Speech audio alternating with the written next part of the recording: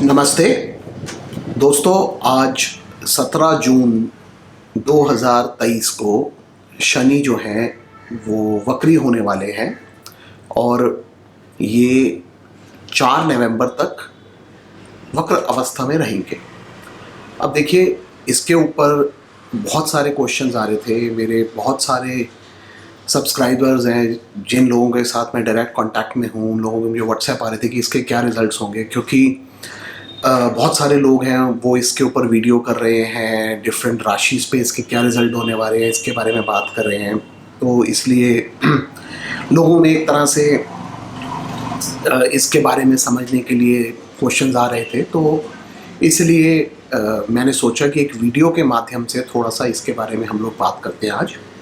तो देखिए, सबसे पहले मैं आपको वक्री होता क्या है वो बताना चाहूँगा। तो देखिए, जब भी कोई ग्रह वक्री अवस्था में आता है यानी रेट्रोग्रेशन में आता है, तो हमारे जितने भी शास्त्र हैं वो बोलते हैं कि ग्रह जो है वो काफ़ी पावरफुल पोजीशन में हो जाता है।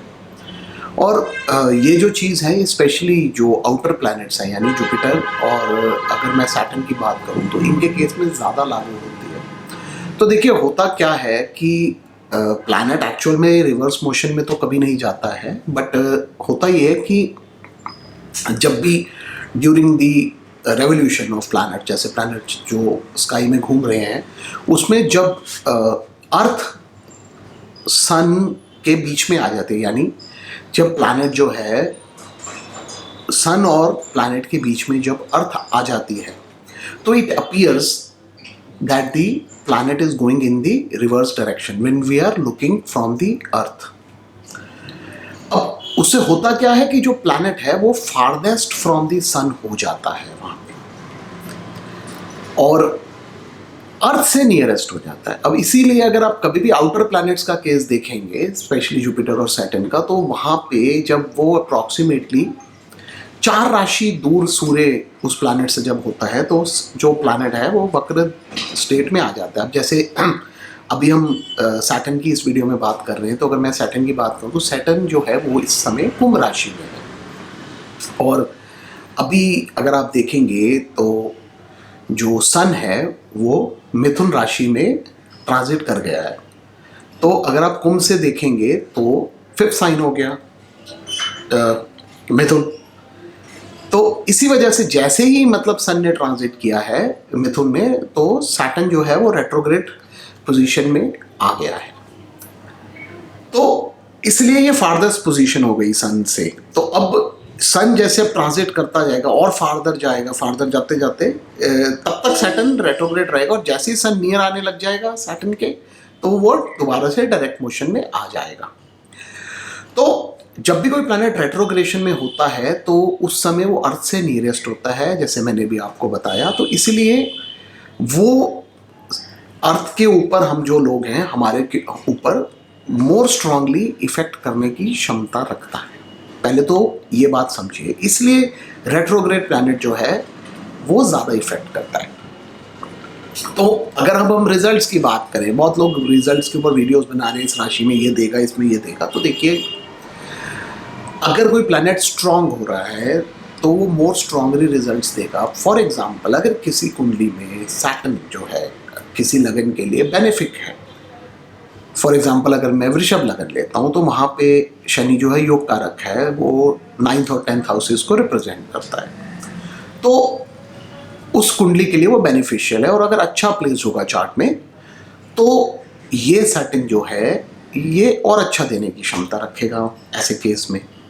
और सपोज कीजिए किसी चार्ट में वो 8th लॉर्ड है और 7th लॉर्ड भी है, या मेलेफिक पोजीशन में बैठा हुआ है, तो वहाँ पे वो मेलेफिक देने की क्षमता उसकी बढ़ जाएगी। तो ये जो चीज़ है ये पर्टिकुलर केस बाय केस हमें देखनी पड़ती है। एक जनरल वे में कि इस राशि के लिए कैसा होगा हम थोड़ा सा नहीं बता सकते उसके ऊपर, मतलब वो एग्जैक्ट नहीं होगा, बिकॉज जब भी हम कोई चार्ट देखते हैं हमारे को चार्ट, उसके बाद उससे रिलेटेड डिविजनल चार्ट्स, दशा, ये सब देखने के बाद ही हम ट्रांजिट्स के ऊपर आते हैं, गोचर के ऊपर आते हैं, और उसके रिजल्ट्स हम वहाँ पे आके देखते हैं। उसी हिसाब से कोई भी जो जातक है उसको इन्फ्लुएंस मिलता है। जो ट्रांजिट्स हैं वो अपने आप में रिजल्ट्स देने की क्षमता नहीं करते हैं, नहीं रखते हैं, मेरा मतलब है। They only deliver what is promised in the chart. अब शनि जो है वो काल को रिप्रेजेंट करता है, यानी टाइम को। तो सैटर्न जब डिफरेंट हाउसेस में किसी भी कुंडली में मूव करता है तो वो उस समय को रिप्रेजेंट करता है जब आपको उस हाउस से रिलेटेड रिजल्ट्स मिलने वाले हैं। तो फॉर एग्जांपल अगर हम अभी बात करें सैटर्न की, तो सैटर्न जो है वो कुंभ राशि में स्थित है, और कुंभ राशि में बैठ के अगर आप उसकी सैटर्न की दृष्टि देखेंगे तो आप जैसे इस समय स्क्रीन पे भी देख सकते हैं, आपको मैंने एक चार्ट यहाँ पे दिखा रहा हूँ। तो आप देखिए सैटर्न इस समय कुंभ राशि में बैठ के अपनी तीसरी दृष्टि से मेष राशि को इन्फ्लुएंस कर रहे हैं, जहाँ पे गुरु भी बैठे हुए हैं। सातवीं दृष्टि से सिंह राशि को इन्फ्लुएंस कर रहे हैं, और अपनी 10वीं दृष्टि से वृश्चिक राशि स्कॉर्पियो साइन को इन्फ्लुएंस कर रहे हैं। तो बेसिकली सैटर्न के इन्फ्लुएंस में अगर आप देखेंगे तो ये 4 साइंस हैं इस टाइम। अब जब कोई प्लैनेट रेट्रोग्रेड होता है तो एक भृगु प्रिंसिपल, जिसको भृगु दृष्टि बोलते हैं, उसके हिसाब से ऐसा कहा जाता है कि सैटर्न जो है अपने पिछले हाउस के इफेक्ट्स भी देता है। तो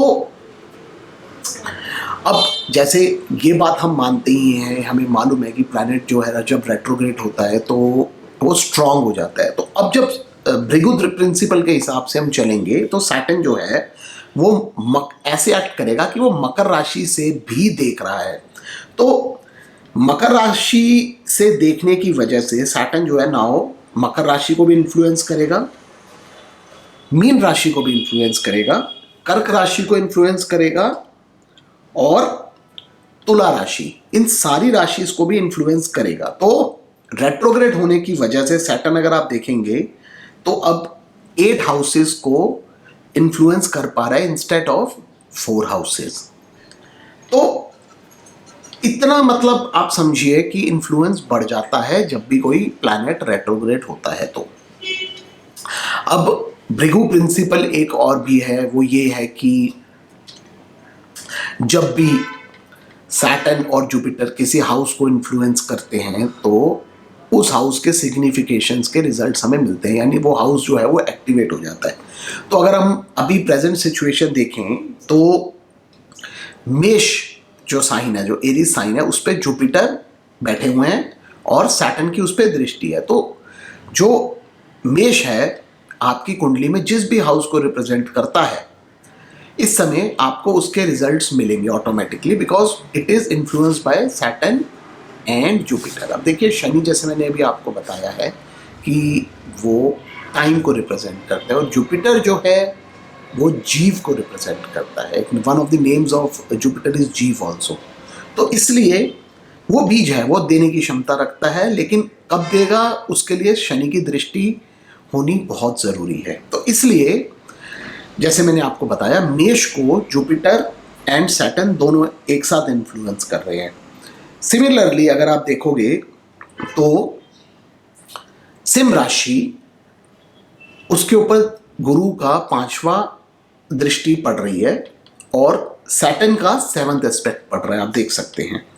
तो इसको भी दोनों प्लैनेट्स का इन्फ्लुएंस होने की वजह से ये हाउस भी एक्टिवेट हो रहा है। तो आपको ये देखना है कि आपकी कुंडली में एरीज साइन और लियो साइन किन हाउसेस को रिप्रेजेंट करते हैं, वहां के आपको रिजल्ट ऑटोमेटिकली मिलेंगे।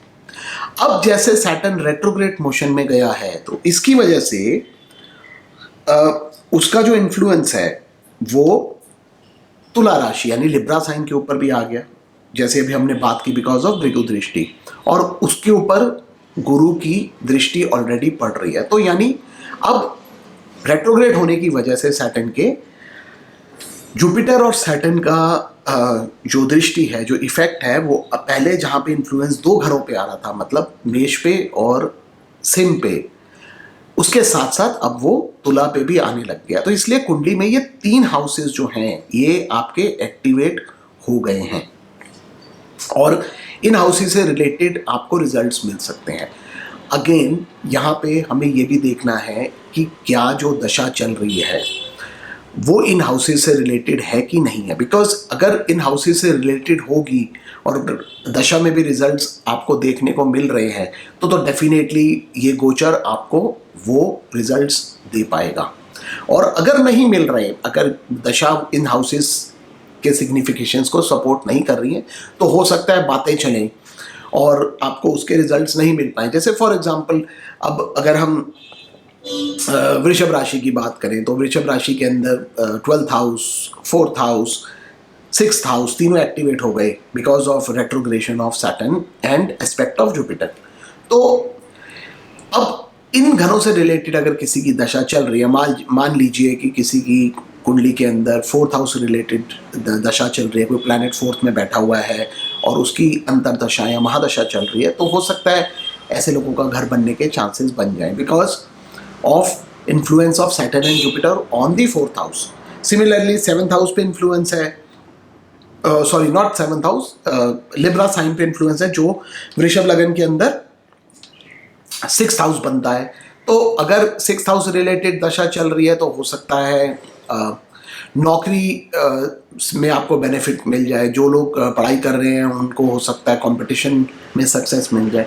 तो हमारे को हमेशा इसको इसी प्रकार से देखना चाहिए, रिजल्ट्स मिलने वाले हैं। एक और मत है जो चलता है वो ये कि जब शनि वक्री हो जाते हैं तो वो नेगेटिव इफेक्ट्स नहीं देते हैं, which is seen to be quite correct. मतलब मैंने एक्सपीरियंस में भी देखा है कि जब सैटर्न रेट्रोग्रेड हो जाते हैं तो अगर सपोज कीजिए किसी की साढ़े सती चल रही है तो उनको साढ़े सती के बैड इफेक्ट्स फील नहीं होते हैं। इसी तरह से ढैया चल रहा हो शनि का तो या अष्टम शनि हो तो वहाँ पे भी उनको बैड इफेक्ट्स फील नहीं होते हैं।